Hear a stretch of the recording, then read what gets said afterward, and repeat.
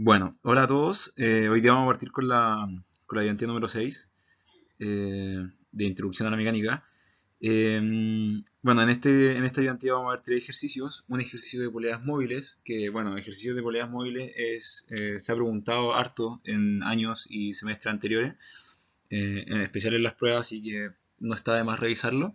Y los últimos dos ejercicios van a estar asociados a dinámica, pero cuando tenemos movimientos circunferenciales, es decir, cuando tenemos estamos bajo el efecto y se presenta la fuerza y aceleraciones centrípetas.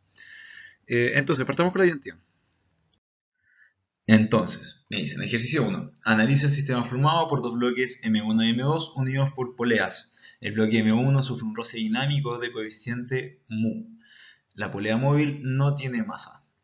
La parte A me dicen cómo se comparan las aceleraciones A sub 1 y A sub 2. La parte B realiza un DCL para cada uno de los bloques y para la polea móvil. La parte C me piden aplicar la segunda ley de Newton para cada uno de los bloques y verificar que la cantidad de ecuaciones sea igual a la cantidad de incógnitas. Y por último, en la parte D me piden calcular las aceleraciones A1 y A sub 2. Entonces, aquí podemos ver el sistema que tenemos. Tenemos la masa M1, ¿sí? Está acá arriba. Acá entre la masa M1 y el suelo hay roce, coeficiente dinámico mu. Y bueno, esta masa M1 está unida con una cuerda, ¿sí? Que esta cuerda a su vez pasa por una polea fija, que es esta que se está marcando con el puntero, que le cambia la dirección. Y luego esa cuerda se une al centro de una polea móvil, ¿sí? Esta polea que se está marcando ahora es una polea móvil, ¿ya? Es decir, cuando hablamos de poleas móviles significa que pueden moverse, pueden subir y bajar, o a la izquierda o a la derecha. En este caso puede subir y bajar. Y un extremo de la cuerda que está enrollada a dicha polea tiene la masa M2 y el otro extremo está atado al suelo.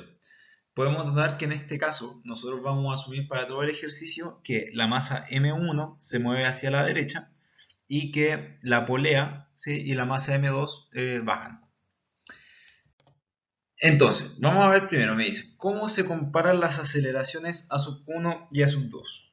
Generalmente cuando tenemos poleas móviles, es decir, acá me están pidiendo la relación entre la aceleración de la masa M1 y la aceleración de la masa M2. Cuando tenemos poleas móviles siempre vamos a tener que encontrar una relación de cómo se mueven las poleas, cómo se mueve la polea que nosotros tenemos acá, esta polea móvil, ¿sí? Es decir, encontrar una relación en la aceleración de esta polea que estoy marcando con el puntero con la masa M2. Esto en verdad es una relación más o menos, o sea, una relación geométrica y aquí les voy a pasar a demostrar cómo se hace. Entonces, vamos a agarrar la polea. ¿Ya? Yo solamente aquí les puse un dibujo, ¿sí? Tenemos la polea y podemos ver que yo tengo la cuerda, ¿ya? Esta cuerda roja que parte desde el suelo, ¿sí? Y pasa y se enrolla por arriba de la polea y llega hasta la parte de la derecha, acá donde está el puntero, y ahí es donde está el extremo suelto de la cuerda, ¿ya? Aquí, yo solamente voy a hacer un análisis de esta polea, ¿ya? De esta polea y de la cuerda que está alrededor de esta, ¿ya? Entonces, una vez que tenemos ese dibujo, que es solamente la polea, ¿sí? Y la cuerda que está enrollada alrededor, tal como podemos ver acá al lado izquierdo, ¿sí? En este caso acá no le dibujé la masa, porque no es necesario para este análisis. Y bueno, vamos a empezar a escribir algunas magnitudes de distancia. Yo primero, lo primero que voy a hacer es, para este análisis, me va a dar el origen en el suelo, ¿sí? El origen va a estar acá abajo, ¿ya? Entonces, voy a establecer, ¿sí? Que la distancia en el eje Y o la distancia del origen hasta el centro de la polea va a ser una distancia x sub 1, tal como pueden acá, es decir, tal como pueden ver acá. X sub 1, ¿sí? Va a ser la distancia que hay desde el origen hasta el centro de la polea. Luego vamos a tener esta distancia D que pueden ver acá arriba. Esa distancia D va a ser la mitad del perímetro de la polea. Si se dan cuenta, el perímetro de la polea es todo esto. El perímetro es cuánto mide toda la circunferencia, en este caso es la polea. Pero en este caso D va a ser una constante que va a ser cuánto mide la mitad del perímetro. Es decir, es este arco que se está marcando con el puntero y prácticamente es dónde está la cuerda. La cuerda pasa desde acá abajo, sube, sube, sube, toca a la polea, se enrolla, en una distancia d, que de nuevo repito es la mitad del perímetro, y luego baja. Y luego le vamos a dar el nombre x sub 2, ¿sí? a la distancia que está desde el origen, ¿sí? el extremo suelto de la cuerda. Es decir, el extremo suelto de la cuerda es este que se está marcando con el puntero acá, ¿sí? Aquí donde tenemos esta línea que está acá abajo, ¿ya? Esta va a ser el extremo suelto. Y la distancia a la que está dicho extremo suelto del origen le vamos a dar un valor x sub 2. Es importante notar que x sub 1 y x sub 2, como la polea va a empezar a subir o a bajar, como es una polea móvil, x sub 1 y x sub 2 son variables, van a variar en el tiempo. En cambio, d, ¿sí? Podemos ver que esta distancia d, que va a ser, lo voy a repetir, va a ser la mitad del diámetro de la polea, que va a ser la distancia en la que la cuerda se enrolla en la polea. Entonces esta distancia d va a ser constante. Entonces, repito, tenemos la distancia x sub 1, que va a ser la distancia desde el suelo al centro de la polea. Tenemos la distancia d, que va a ser la distancia en la que se enrolló la cuerda en la polea, que va a ser el perímetro el perímetro de la semicircunferencia, o la mitad del diámetro de la polea. Y vamos a tener x sub 2, que va a ser la distancia del origen o del suelo hasta donde está el extremo suelto de la cuerda. Entonces, aquí bueno, tenemos nuevamente el dibujo y procedemos a escribir cada una de las componentes. La primera componente que vamos a considerar que es bastante importante va a ser, le vamos a dar que el largo de la cuerda va a tomar el valor de L. Es decir, la cuerda, toda la cuerda, ¿sí? La cuerda roja, va a tener de largo una magnitud L. Luego, x sub 1, tal como dijimos delante, va a ser la posición del centro de la polea, o la posición desde el origen al centro de la polea. X sub 2 va a ser la posición del extremo libre de la cuerda, es decir, la posición que está desde el origen, el extremo libre, que es donde se está marcando ahora el puntero. Y la distancia d va a ser la mitad del diámetro de la polea, que en este caso lo podemos establecer como la distancia en la que está enrollada la cuerda en la polea, es decir, la cuerda en la polea está tocando, se está enrollando en solamente esta distancia d, que es la mitad del perímetro de la polea, que es la semicircunferencia. ¿Ya? Entonces ya tenemos todas esas magnitudes que son de distancia. ¿Qué vamos a hacer? Las vamos a escribir todas estas. Bueno, y ahora ¿qué vamos a hacer? Vamos a juntar todas las variables que teníamos recién, las vamos a juntar en una ecuación. Entonces, tenemos que L es el largo de la cuerda, ¿sí? Va a ser todo el largo de la cuerda. ¿Y cómo podemos escribir nosotros el largo de la cuerda? Lo vamos a escribir como x1, que va a ser la distancia del origen al centro de la cuerda, que va a ser esto que estoy marcando con el puntero, ¿sí? Lo voy a ir marcando con azul para que lo puedan ver de una forma más clara. Es decir, todo esto va a ser x1, ¿sí? Ahí tenemos esa parte. Luego le sumamos la parte d, que va a ser esta parte de acá, ¿sí? Y a eso, además, tenemos que sumarle este último tramo, que va a ser x1 menos x2, ¿sí? Entonces ahí podemos ver que nos queda esta ecuación, es decir, que el largo de la cuerda L va a ser igual a x1, ¿sí? Más d más x1 menos x2, ¿ya? Si es que desarrollamos un poco más, nos va a quedar acá que L menos D tiene que ser igual a 2x1 menos x2.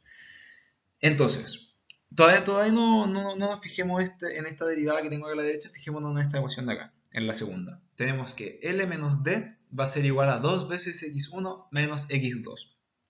Entonces, lo primero que podemos notar es que L y D son constantes. Es decir, la cuerda siempre va a tener la misma longitud y D, que va a ser la distancia en la que está enrollada la cuerda en la polea, o en la mitad del perímetro de la polea, o la distancia que tiene la semicircunferencia de la polea, van a ser constantes, no van a cambiar nunca. Por mucho que se esté moviendo, ¿sí? La distancia, la magnitud de la distancia de la cuerda no va a cambiar y la distancia d tampoco. Entonces esos son constantes. Pero la distancia x1 y x2 sí van a cambiar, porque efectivamente, si es que yo agarro todo este sistema y hago que la polea suba o que la polea baje, claramente la posición del centro de la polea va a cambiar, porque la polea se va a estar moviendo, y el extremo libre de la cuerda también va a cambiar, porque va a cambiar con la polea. Entonces, ¿qué es lo que hacemos nosotros cuando tenemos esta relación? Cuando nosotros tenemos esta relación, lo que hacemos es derivar con respecto al tiempo. ¿Por qué derivamos con respecto al tiempo? Porque nosotros tenemos esta relación acá que la tenemos expresada en unidades de distancia, es metro. Entonces nosotros para poder calcular la aceleración, perdón, primero vamos a calcular la velocidad, para poder calcular la velocidad, ¿qué hacemos? Tenemos que derivar las distancias con respecto al tiempo. Es decir, tenemos que tener en claro que la velocidad es la derivada de la posición con respecto al tiempo. Entonces, si yo derivo, me queda esto. Como lo de la izquierda, como L menos D son constantes en el tiempo, es decir, no van a variar, ¿ya? Entonces la derivada con respecto al tiempo es 0, ¿ya? Y acá a la derecha tengo 2x1 menos x2, y tal como les dije, la derivada de la posición con respecto al tiempo va a ser la velocidad. Entonces nos va a quedar aquí dos veces la velocidad v sub 1 menos la velocidad v sub 2. ¿Por qué? Porque es lo mismo que dos veces la derivada de la posición x1 con respecto al tiempo menos la derivada de la posición x2 con respecto al tiempo. Repito, las velocidades son las derivadas con respecto al tiempo de las posiciones. Y luego, bueno, aquí tenemos una expresión de las velocidades. ¿Y cómo nosotros llegamos a las aceleraciones?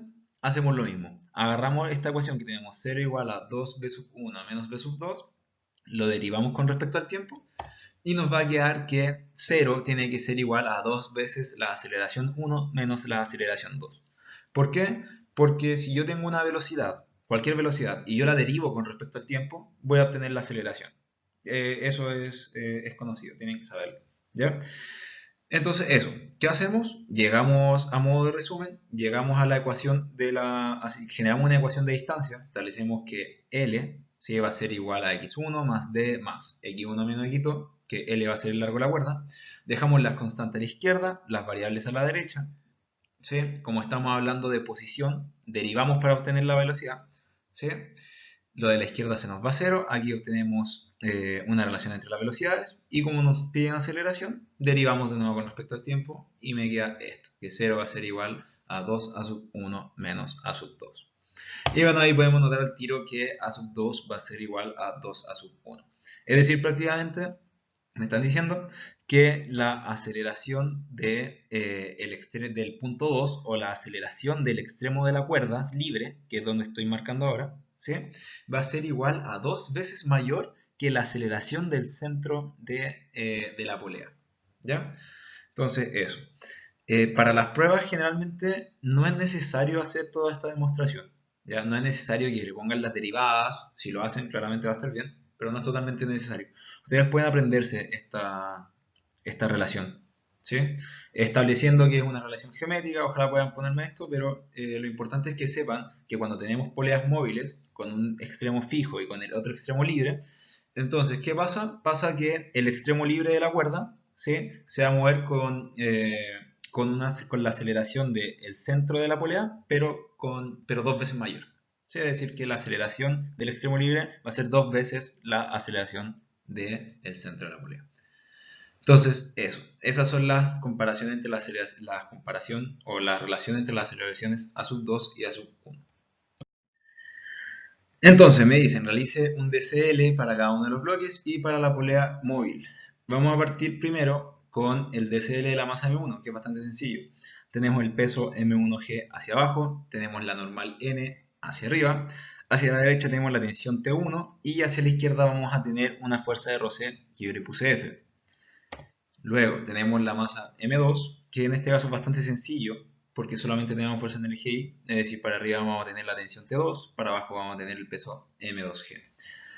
Y por último, para la polea, sí, porque nos piden también hacerlo para la polea móvil, tenemos que para arriba tiene que haber una tensión T sub 1 y para abajo, bueno, podemos notar al tiro que vamos a tener una tensión T sub 2 y otra tensión T sub 2, que en este caso van a ser iguales las tensiones T sub 2 van a ser iguales porque en la polea no tiene roce.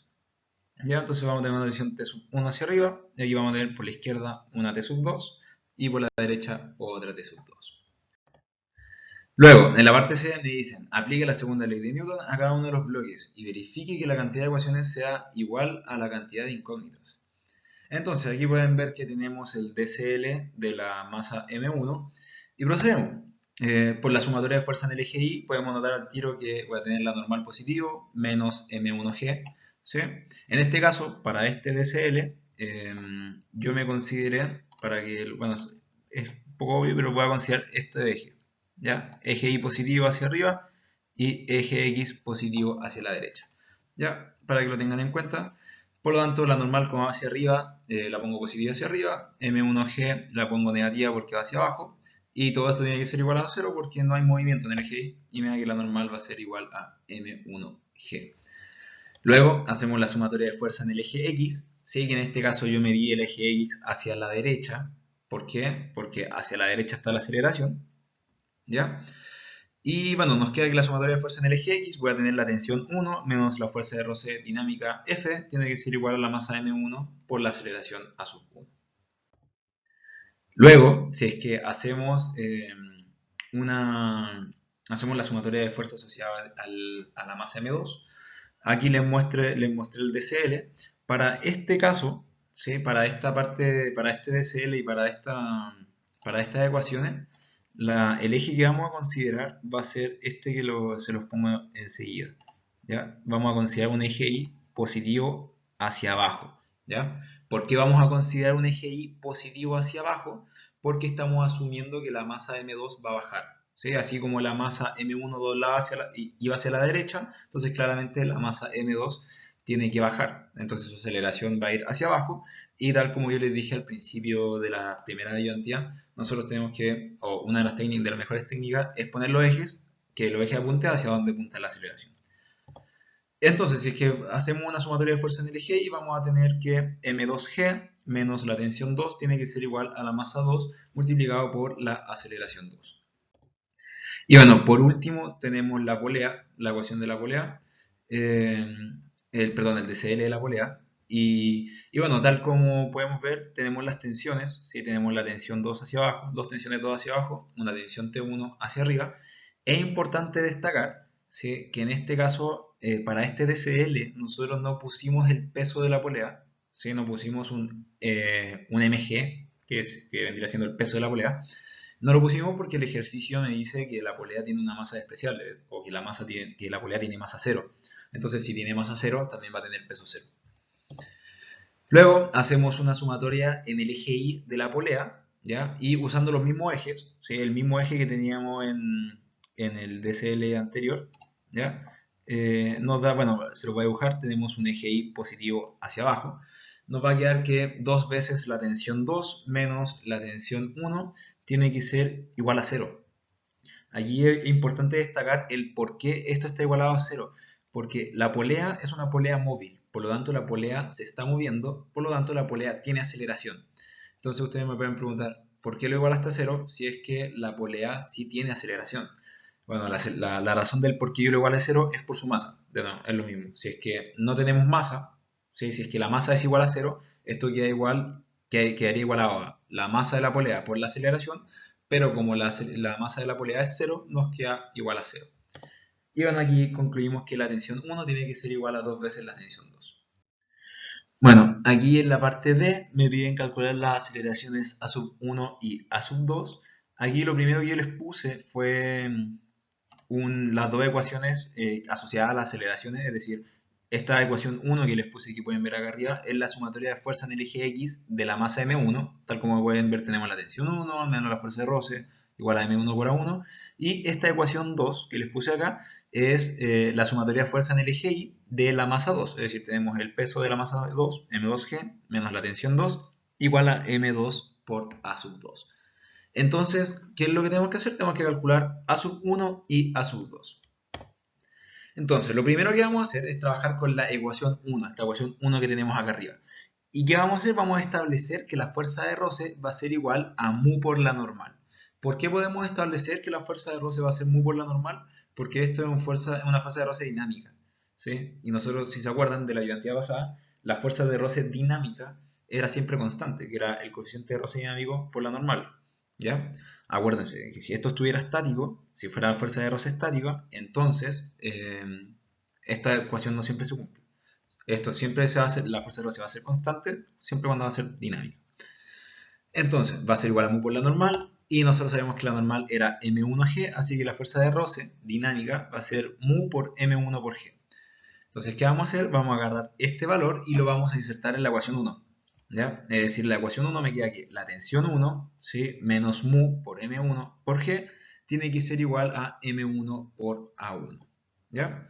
Luego aplicamos la condición que nos dio la polea. Si se acuerdan, en la diapositiva anterior nos dio que la polea nos dio que la tensión 1 va a ser igual a 2 veces la tensión 2.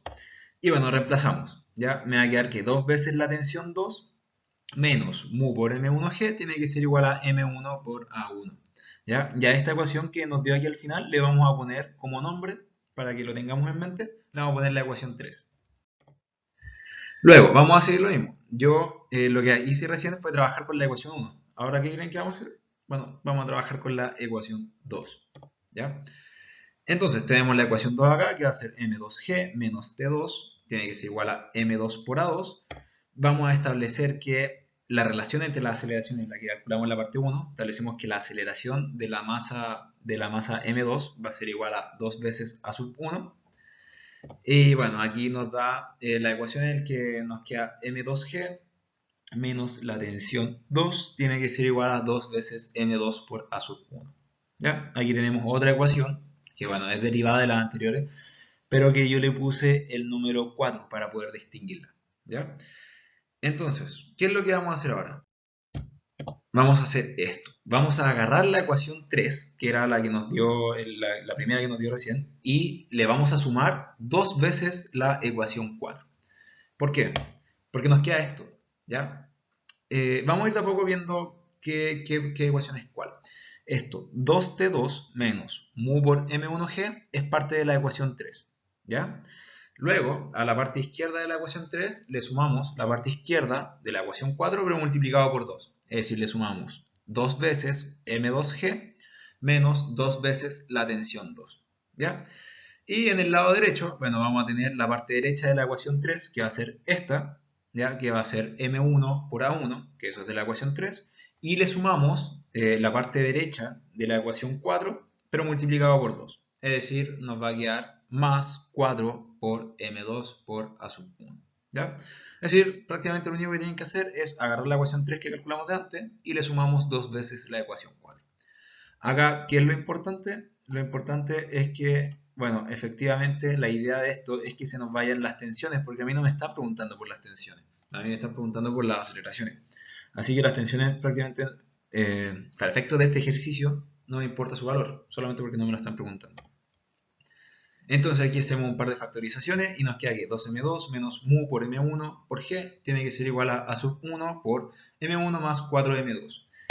Y llegamos a que la aceleración a sub 1 va a ser igual a 2m2 menos mu por m1 dividido m1 más 4m2 y todo eso multiplicado por g. Y bueno, nosotros sabemos que la aceleración 2 va a ser igual a 2 veces la aceleración 1 y tenemos el mismo resultado anterior, solo que multiplicado por 2. ¿Ya?